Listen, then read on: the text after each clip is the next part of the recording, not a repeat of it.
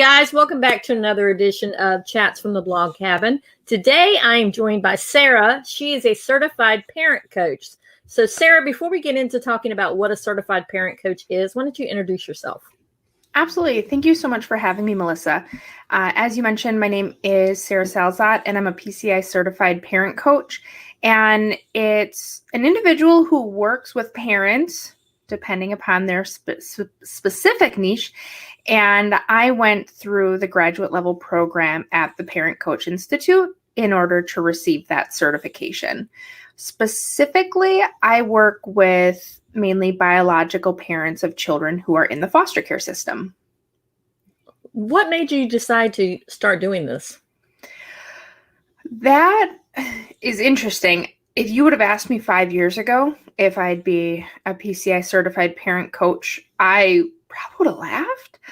I was working in corporate America, and I was a professional trainer, and it's what I had done for 15 years. That's what I thought I'd do for the rest of my life. And then my wife and I decided to be foster parents.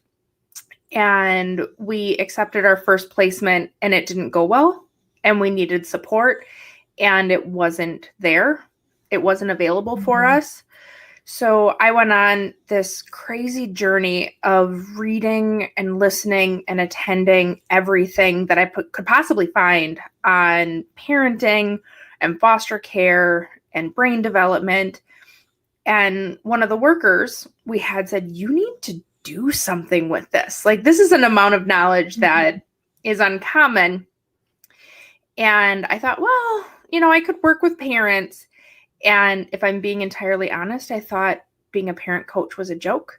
So I come from the era of hearing people be life coaches and career coaches and just being like, not sure about all that. And so I found a program, the Parent Coach Institute, and it's a year-long graduate level program. They partner with Seattle Pacific University for credits. And I discovered it's a very rigorous program. And there is a lot that goes into that as a career. So I completed the program and I started working with foster and adoptive families. And I realized my passion really lies in working with biological parents. I love helping parents develop the skills necessary to reunify with their children. And so I pivoted my business at the start of COVID and started working with biological parents. So why did you decide that was there a specific case that you can talk about that you decided that you wanted to work with the biological parents instead of just the foster parents? Or it had nothing to do with the cases that I was working with for parent coaching. It had everything to do with my personal life. We are foster parents, and we've had little itty bitties, and we've had teenagers and everything in the middle. And it was actually in my work with the parents of the kids that were in our home that I realized there's not a lot of supports for these parents. And there's not a lot of non-judgmental supports for these parents. And when we had older children, they were able to articulate more clearly about wishing that they could live with their biological families and not really understanding why they couldn't. And I was open to the possibility of other possibilities. And I was open to relationships that some people may not be. And I quickly realized that that's where my passion lies. If I want to help kids that are in the foster care system, the best way I can help is by helping their families reunify with them. And that's foster care is such a noble for someone to take in someone else's child, and knowing that full well that they may not have that child may go back to their biological parents. That's a very hard thing to swallow, but it's a noble profession. So what made you decide to get into that? We decided that we wanted to be parents, but it actually started years before that. I have always worked with at-risk children. I've always volunteered. I've done reading programs, Big Brothers, Big Sisters in the states I've lived in. And like you said, it's noble, like the idea of wanting to care for someone else's child. And if I'm being entirely honest, we had that same idea. Like, oh, we're doing something great. We're being so helpful. And it was throughout the journey that we really saw how big of a trauma foster care is, even when done in the best of ways. So let's talk about some of the trauma that you help the parents and the children go through, to get through. Mm-hmm. Yeah. So I think everybody's story is a little bit different.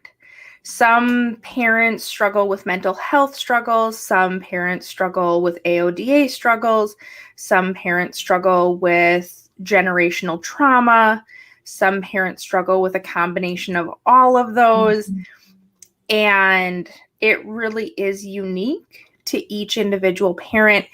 And the one thing that's consistent among all of the parents that I work with is they all love their kids. They just don't know how to move forward. Oh, wow. It's like history keeps repeating itself basically with the generational. I see that. Yeah. So how did they get to come to you? Because you said that you work with the parents. How do you find these parents? Or is there a certain program they have to go through or something like that?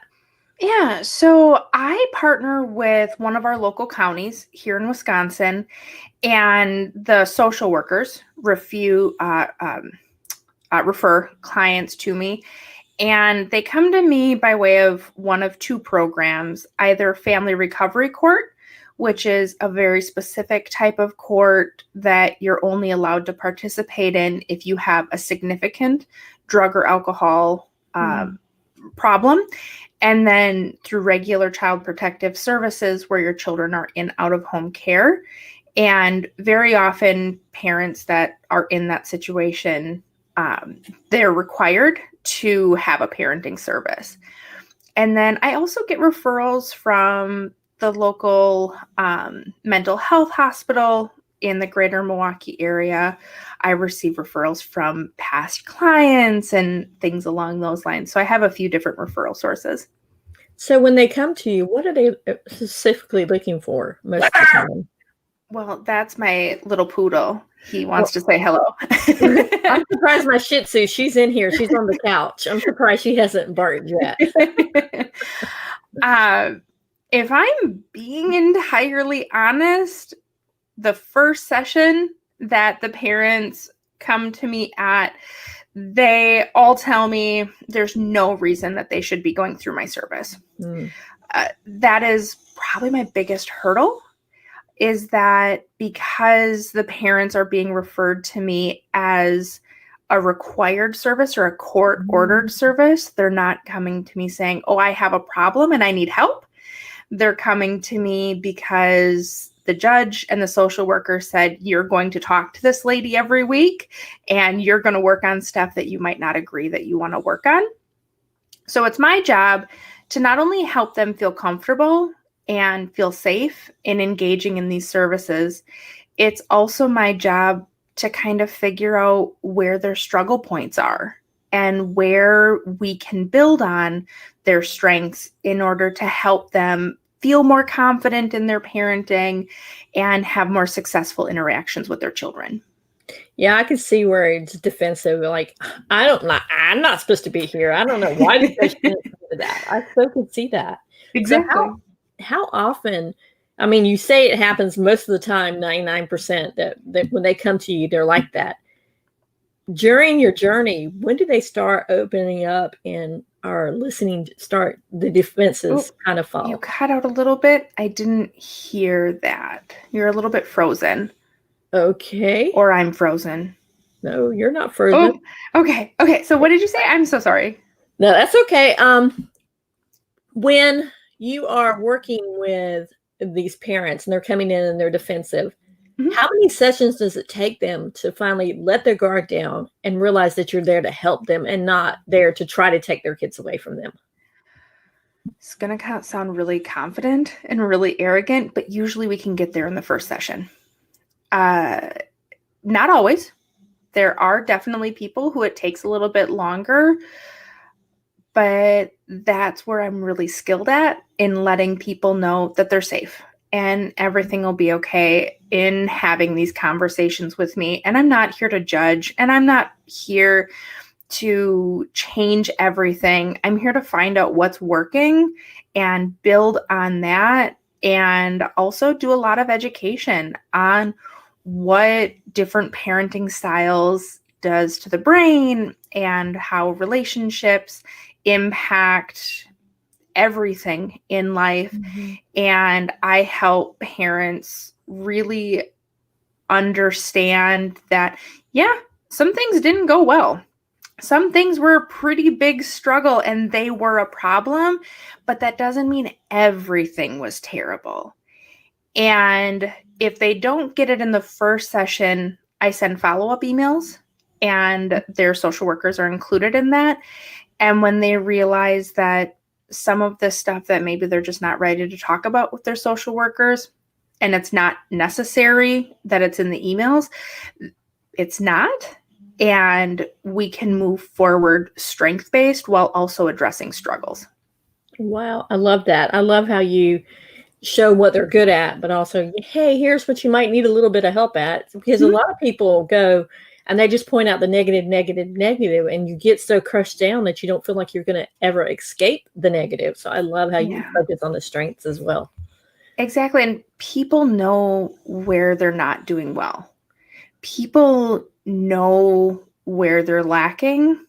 Most people ruminate on it. If you think about anyone that you know, or yourself or myself, I know where I'm not good. Nobody has to tell me that. Nobody has to tell me where I struggle. A lot of people struggle with identifying their strengths and knowing how to leverage those strengths to overcome where maybe they struggle a bit. Yeah, that's so true. So when they come in and they're going through these, are the kids all different ages? Are they from like newborn to teenagers? Absolutely. In addition to the parent coaching and the parent-child interaction work that I do, I have supervised some visits, and I have had tiny little babies at the visits, and I have had right around the teenagers and everything in the middle. Wow. So have you ever had parents come back and thank you for teaching them the skills that they need to learn? All the time.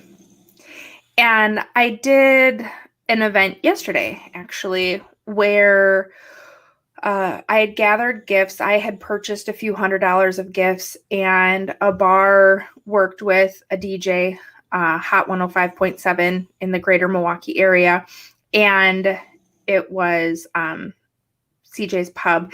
And they gathered all of these toys, and I allowed the biological parents to come and pick out gifts for their children, and gave them wrapping paper and everything that they would need to provide these gifts, because so many people do toy drives, but they give them from the social worker or from the foster parents or from nobody. And parents never get to give their kids gifts because they have a hard time sometimes having enough money for food. And yesterday, I had a little less than a dozen parents come to pick up gifts, and my wife was there helping, and she walked away. She's like, they were all so excited, and you can tell how appreciative they are of the work that you do with them. And I don't know of any person that I've ever worked with that after a couple of sessions didn't say thank you. Oh, wow. Now, is being a certified parent coach, is that something that is all over the country, or is it just in select areas? Or yeah, so there's different programs that certify. I'm certified through the Parent Coach Institute. There are a number of other institutes as well that do parent coach certifications. There are parent coaches all across the country. And what's really neat is we all specialize in different things. I'm pretty I'm pretty dialed in to a very specific subset. Some of the people I went through with the program, they work with toddlers or school-age children. So if anyone reaches out and they're struggling with toddlers or school-age children, I know some amazing people to refer out to. Or if you're very faith-based and you'd like faith-based coaching, I know someone great to reach out to. And that's what's great about the parent coaching world is we're all kind of connected and we all like to stay in our lanes. So we refer out to people. I love that. It's a community over competition. Exactly. And it's basically, it's also helping the kids because that's what you're based on anyways, is community over competition. Exactly. And we all want to help the parents that we're the best with. So if I'm not the best person to help you, that's okay. I don't feel a certain way about that. I'm going to find someone who can help you with the struggles that you're currently experiencing. Now, you said you work with a certain subset. What is your subset that you work with? My specific group is foster care. And then my specific subset is I specialize with biological parents. And if I niched it even down even more specifically, it's biological parents of children who are in foster care where the adults also struggle with aoda or severe mental health challenges. What is aoda for those that don't know? Yeah, so that's alcohol and other drug dependencies. I can't recall what the acronym stands for, but you struggle with either alcohol or other substances. Okay. So when you get these kids, you already have kids that you said you're currently fostering now. So do you work with their biological parents, or is that something that you kind of are hands off on? Yeah, you caught me at an interesting point because I got an email earlier today. We're closing our fostering license and we're not going to foster anymore. We adopted just one of the most amazing people in the entire world. She is an adult now and she came to live with us when she was a teenager. And we do reach out to her mom. And actually, I don't think she can hear this being recorded, and I don't think it's going to come out before Christmas. But I pulled together a photo album, and I was able to reach out to her mom and get some baby pictures of her and her mom. And I'm so excited for her to have those. And I think, and all of the other kids that we've had, I also work with their parents as well, because no matter what happens, no matter if adoption does happen, that doesn't erase the life they had before they came to live with you. Yep. And it doesn't erase that love. So we don't seek to replace parents that came before us. We actually, on her adoption invitations, it said adoption is when a family tree becomes an orchard. Oh, I love that. That's so cool. Yeah. So you just said that you're going to close out your fostering license. Why did you make that decision? Yeah, that was one of the hardest choices that we've ever had to make because we haven't been fostering for that long. It'll be 6 years once our license closes. And why we decided to do that is because, number one, I own this business and I spend a lot of time helping other children reunify with their parents. And that's really where my passion is. And number two, being a trauma parent is hard. It is exhausting. And regardless of the age, there's different struggles. Things don't get better when they get older. They just get different. And we have decided we really want to focus on being the best parents we can be to the children that are in our home and also the children who have been in our home that we continue to support. And when push came to shove, I figured the best way I could support the foster care system was to invest the energy I would put into parenting into helping other parents upskill so that they can parent their children. So in a way, you're still involved with the fostering of the kids because you're fostering the relationship between the biological parents and the kids and the foster parents as well. So I love that. Yeah, absolutely. So do you deal with the foster parents at all? You said your niche is biological parents, but do you have them kind of come in and meet with the biological parents so that they all are like one team together? That is the goal, always the goal. And I do now and again work with the foster parents of some of the, I work with the foster parents of some of the children who I work with the biological parents, especially when we're kind of at that point where the case is transitioning from reunification to adoption. And then the focus really becomes building that relationship, building that orchard for the betterment of that child and helping with that transition. Wow, I mean, I applaud you so much because a lot of people won't take on foster kids because they think that they have problems. They don't want the baggage of having the biological family involved and everything like that. So I applaud you for looking out for the best interest of not only the child, but for both families involved. Because I think a lot of people either want to push the biological parents away or want to push the foster parents away. And you're trying to unify it so that the kids still have both. I love that. Exactly. So, what is the biggest challenge that you had to overcome during your certified parent coaching? There's a couple different ones, but the one I'll talk about now is honestly, I think a really big struggle I had has less to do with the clients I work with and less to do with the work that I do. And it was before I even started seeing clients. And it was my really gaining clarity about what I would be doing, who I would be helping, how I would be helping them, and how I would be able to still have a work-life balance.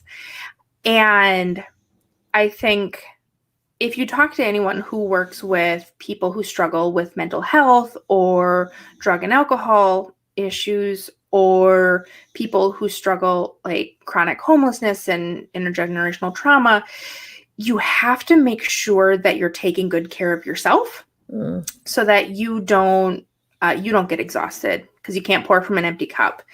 So the biggest struggle for me was really making sure that I was set up to be able to be the greatest support for the people I served. No, because it's got to be emotionally draining as well, correct? Oh, yes. But how do you compartmentalize, or do you wear your heart on your sleeve? Interestingly enough, I do a really good job of keeping work-life separate, which is interesting because COVID, I work out of my home, and about 15 steps that way, I'm in my kitchen.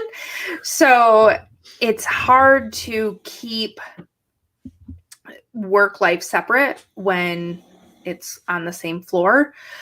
But I work with a therapist for myself and just self-preservation, I find a way to keep that balance while also investing fully with the clients. And I have gone through the level 1 training from the TheraPlay Institute, which is parent-child interactions utilizing a lot of play. And in that, you are taught, you get involved, you have to give so much of yourself.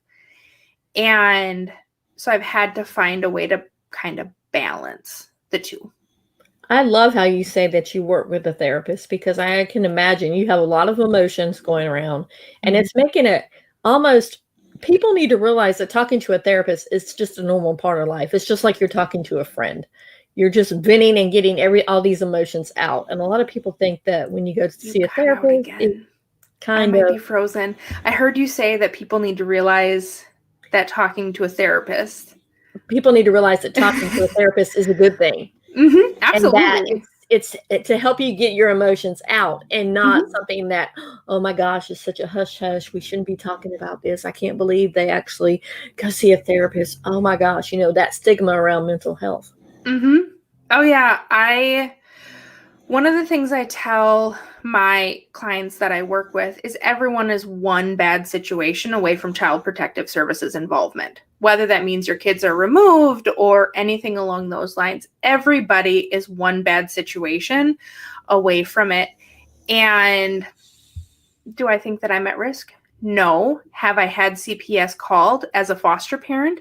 Yes. Was it because it was a biological parent who was mad because their kids were in care? Yes. But does that change the situation? No. And like you said, emotional involvement, if I'm going to make sure that I stay clear and I stay focused, I do. I don't think anything of working with a therapist. I think it's one of the greatest things that I can do myself for my clients. What I love, what I'm hearing is you have the love for these children, that you're looking for their best interest, no matter how much it's going to hurt you to actually let them go. Because when they're in your home, obviously you love them, but going back, the right thing is to be back with the biological parent if it's the right situation. Oh, you hit the nail on the head. It is so hard because it's hard to keep that distance when you bandage up their bloody knees and you snuggle them to sleep and you listen to their greatest fears and you hear what happened, that they had to come stay with you for a while. So the idea of letting go and trusting that everything will be okay when they go home it's scary and it's hard and it's emotional. And we've had a number of children who lived with us for a while and then no longer lived with us. And I think what people need to realize is they don't leave your heart and they don't leave your mind just because they don't live with you anymore. So I spend a lot of time building relationships. So when they are reunified, we're not cut off and we can still maintain a connection. So you still have the connection with the kids that you fostered in the past. I love that idea. And the parents were open to it. Yeah. Do you think it's because they knew that you weren't trying to, quote unquote, steal their kids away from them, that you had their best interest at heart? I think it's a hard thing for people to understand. And I think, as you said, the general public thinks that foster parents just steal kids. That's a widely accepted idea. But letting people know, like, I don't judge. I don't understand what happened to lead up to this situation. And we can't go back. We can't, should. So we can work today to a more ideal future. Now, what did your wife think about it when you said you wanted to be a certified parent coach? Were you married at the time or no? Yeah, we were married at the time. Like I said, I was working in corporate America. I was wildly successful in corporate America. I never thought I'd leave a 6-figure job to start my own business. And I never, the idea of starting your own business is terrifying. And I didn't launch to not working in corporate America to just owning my own business until the start of the pandemic. It was just a couple months before that. So it's a terrifying time to really launch out and start your own business. But she has been an amazing cheerleader, an amazing support. And I don't know what I did to be lucky enough to marry her, because I have thrown up more than my fair share of challenges over the past couple of years. And she's been willing to support and kind of flex it to the business needs as well. Oh, wow. It sounds like you have a great cheerleader in your area. Yeah.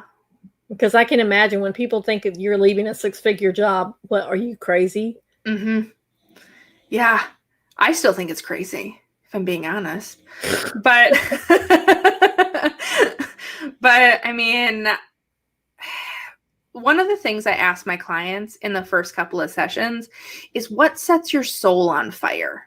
And I loved my jobs. I loved the people I worked with. I loved what I did.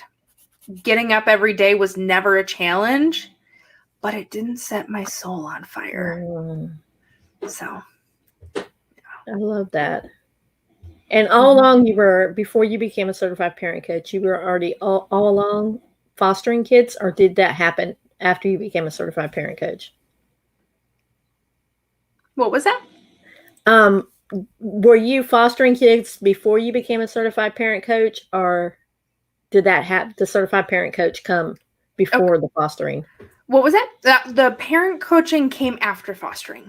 Okay. It was a byproduct of our first foster placement was, if I could swear, I would say an S show. It was absolutely Looney Tunes, and daily we were reaching out saying we need help, we need support, we need resources, we need to find a way to make this work. And they were like, figure it out. You're fine. And it was the situation we really haven't talked about much with a lot of people in our lives, but the children that were in our home first had significant challenges. The foster care system, children are leveled based on their level of needs. And one of the children was the highest level of need. And that came out later on in the process. And actually, it wasn't until the social worker brought the children on a visit and something happened on the car ride, and the social worker apologized. She said, I'm sorry, I didn't know. I thought you were first-time foster parents and you didn't understand, what this looked like, and you didn't know what parenting was like. She's like, I didn't listen to you, and I'm sorry. Oh, wow. And yeah, it was a deeply emotional conversation because our friends and family felt the same way about the fact that we just didn't know what we were getting into. And so we were alone on our little island of trying to figure it out. And we had this one beacon of hope. She was someone that I didn't really know. We were connected through the fostering world, and she came over and babysat, and she offered support. And she said, you know what? It doesn't always have to be this way. There just needs to be a huge change in trauma parenting. And she started me on that process. And actually, I'm very pleased to say that she is my assistant now. Oh, that is awesome. Yeah. So she was a huge change in our lives. And I'm happy to have her on the team. So when a biological parent comes to you, what skills do you work with them on? Anything. So it's very clear that I'm a parent coach rather than a parenting coach. It's a very important but very small distinction in that I help with skills that are necessary to be a healthy and appropriate parent, even if that's not specifically related to child. And why I'm successful is because a lot of the parents I work with, they only see their kids for maybe an hour a week. And it's really hard to work on parenting skills when you only see your child for an hour a week. So I work with them on relationship skills and frustration tolerance and parenting styles. And we do a lot of work, attachment related work. We talk a lot about punishment versus discipline, understanding struggles, and a lot of different things, but it's presented in a way where they can practice in their daily life, even when they don't see their children all the time.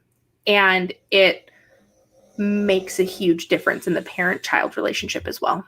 Because it's like they're creating new habits. Because it's like, if, like you said, they don't see their child, they can still do that habit. So exactly. I love that.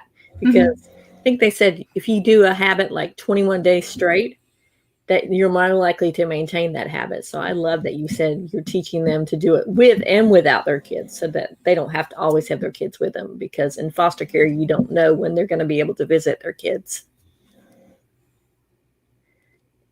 Am I frozen again? You were. But I did hear you say if you do a habit 21 times.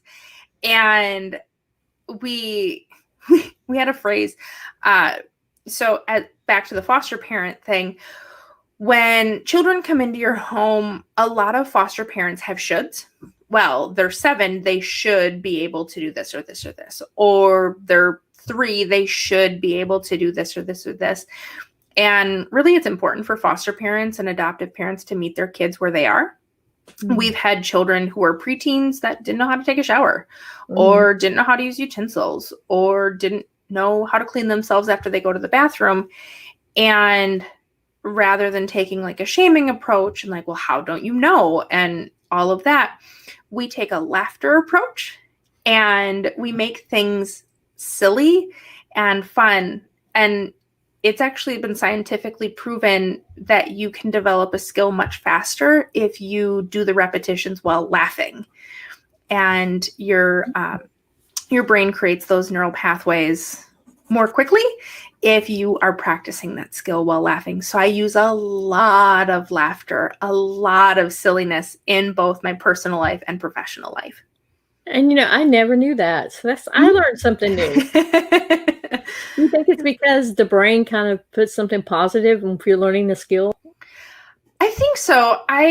There was one point where I read the exact brain science, because I'm a brain science nerd, but it has to do with the ways that the neural pathways are created. And I think it's left-right brain integration is really what it does. So it's bringing an emotion in with a logical task, and it's connecting the two sides of the brain, I believe, but don't quote me on that one. So who were the 3 most influential people for you? I would say the 3 most influential people, number 1 was our social worker. She was the one who said, you've got something here. And it would be really great if you worked with people. And actually, it's the same social worker that helped me change my niche from foster parents to biological parents. Mm-hmm. So she's been extremely influential. And then another person is actually Dan Siegel, which if I ever got to meet him, I would be so excited. But he is one of the fathers of interpersonal neurobiology. Mm-hmm. He wrote the parent forward books such as The Power of Showing Up and The Yes Brain and The Whole Brain Child and all of those books. And he's also done the research, which books like, let's see here, Mindsight, or I've got one over here, The Mindful Brain. He does a lot with mindfulness. And he, through his writings, has helped me see a different way in just relating to the world, relating to children, things along those lines. And then the last one, I'd have to say, is Dr. Karen Purpose. May she rest in peace. She is the creator of TBRI, Trust-Based Relational Intervention. And she's got the Karen Purpose Institute in Texas and at Texas Christian University. And she has done a lot of work. She created this institute, and it's working with children who have experienced trauma and very specific approaches that can be used to improve those interactions. And it's fascinating. She has a secular and a non-secular approach, and the research and evidence-based knowledge behind it is fascinating. So. Yeah, it sounds fascinating. I mean, it sounds like you definitely took some time and researched what you were doing before you actually jumped into it. So how long did it take from the time you started your research to the time you actually started to take the courses? 3 years. I over the past 5 years, I've consumed over 1,500 hours of content. And I would say 1,200 of that was before I started the Parent Coach Institute. Wow. Mm-hmm. Yeah, it was a full-time job. Just reading. If I wasn't actively parenting the children in my home, if I wasn't actively doing my corporate job, I was researching. I was reading articles. I was reading books. I was watching webinars. I was attending seminars. Everything. It became like one of the pillars of what my life was. So what made you decide to go the route of going to the Institute and getting a certified parent coaching certificate or whatever? Yeah, I chose the Parent Coach Institute or the PCI by reputation. And this is going to sound really silly, but I mentioned earlier that I had my own stuff around a parent coach and just credibility because it's not regulated like a therapist or other professionals in that regard. And the PCI is a year-long program, and a lot of other programs are 3 or 6 months. And the PCI, the Parent Coach Institute, you have to do 100 hours of pro bono supervised coaching, and other programs you might not have to do any, or you might only have to do 20, 30 hours. And so I thought, you know what, if I'm going to do this, I'm going to find the most challenging program I can find and make sure that I'm setting myself up for the greatest amount of success. And I love the program. Gloria De Gaetano is the person who created the PCI, and I've had the privilege of speaking with her on a number of occasions. And the amount of thought that she put into the Parent Coach Institute, the amount of thought she put into the program, and the future relations between coaches and parents is staggering. I wouldn't be surprised if that was in the thousands of hours as well. Wow. So how many people normally go through the course? Like when you were going through the course, how many people? Because was it totally online? It was totally online, and they have different cohorts and they keep them small. So our cohort, it had 4 people that we went through over the year-long program, and some people left and someone joined, which ended up making for the most amazing cohort. Like the 3 of us, we still talk almost daily. And what's really great is the PCI is a global program. So the last thing you have to do besides writing your final paper about your case studies is you have to coach a live person. And the person that we had to coach, we got partnered with a program that was overseas. And so we had the ability to coach someone of a vastly different culture than Americanized culture is. And what's really great about that is you have to learn how to take your personal biases and thought processes and throw that out the window, because not everyone is of the same culture and background as you. And so that was also an amazing experience. It sounds like it was, and it sounds like it's definitely a very credible institute because, like you said, it's a year long. You're writing papers. You're doing, instead of just showing up and doing a meeting, because I know there's a lot of life coaches and mindset coaches now that are like, oh, we're certified, but they're not really certified because they're not. They're certified under another coach because it's a program that the other coach has created. But this one, it sounds like for the whole year that you had to be together, writing papers, doing your hours, everything. Well, and it's amazing because the Parent Coach Institute is connected with Seattle Pacific University. So everything is graded. I mean, I think it ended up being double space, something like 14, 15 pages long was one of my papers. Like, you do a lot of research, you have to do a lot of analysis, you have to write about all of your coaching that you do and talk about it, and you do supervision, and you are eligible for credit through Seattle Pacific University as well.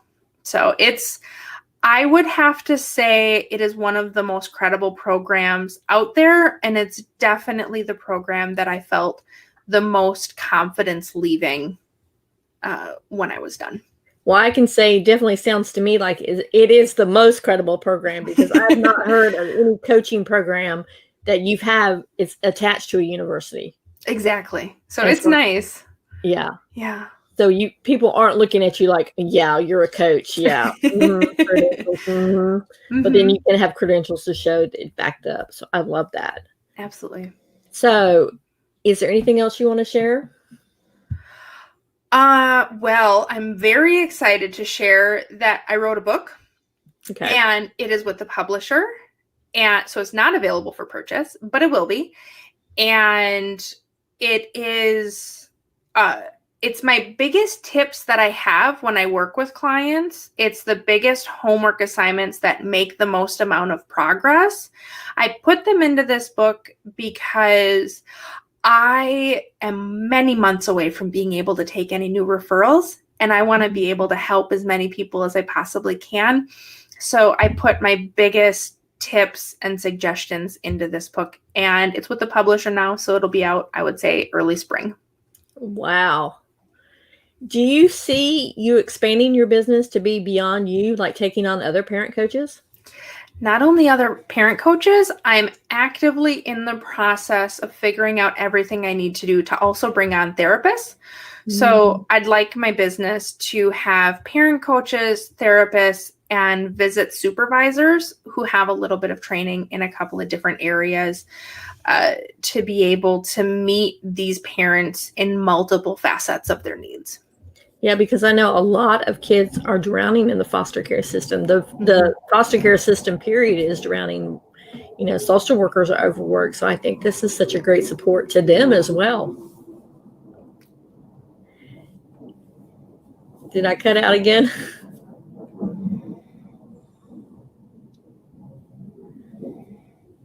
You're back.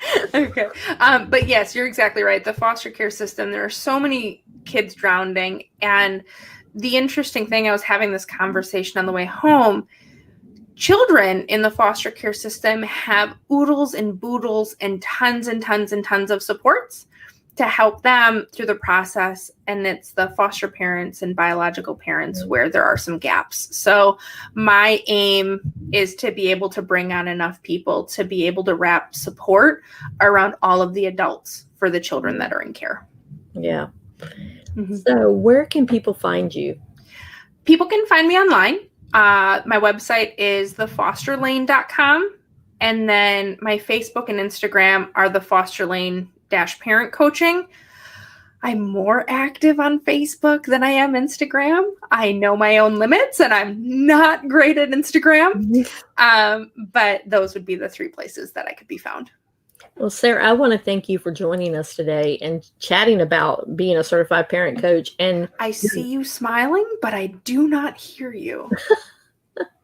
Can you hear me now? I feel like we're in that commercial. Can you hear me now? I can hear you now. Okay. I want to thank you for joining us today and talking about certified parent coaching and your passion for foster care system and the biological parents, because sometimes in the foster care system, they're the ones that get kind of left out. Exactly. And thank you so much for having me. And your background is gorgeous, and your dog didn't even move. I know she can barely see her. She's like in the very corner. You can only see part of her leg. Yeah. Yeah, she's asleep. She's like, I tried to get her to move over a little bit more so she would be in the shop, but no, she didn't want it to. She wasn't having that. She wasn't having that. And this is actually from my blog cabin. It's a she shed that I converted into my office outside of the home. Oh, nice. Like you, I work from home, so I needed that space where I could just shut the door and just forget about laundry or kitchen or dishes or anything else and just come out and work. So that's what I created, my own. It's beautiful. But we call it the blog cabin. So I love it. It's beautiful. Thank you. Well, Sarah, thank you for joining us today. And guys, we will see you on the next chat from the blog cabin. Bye.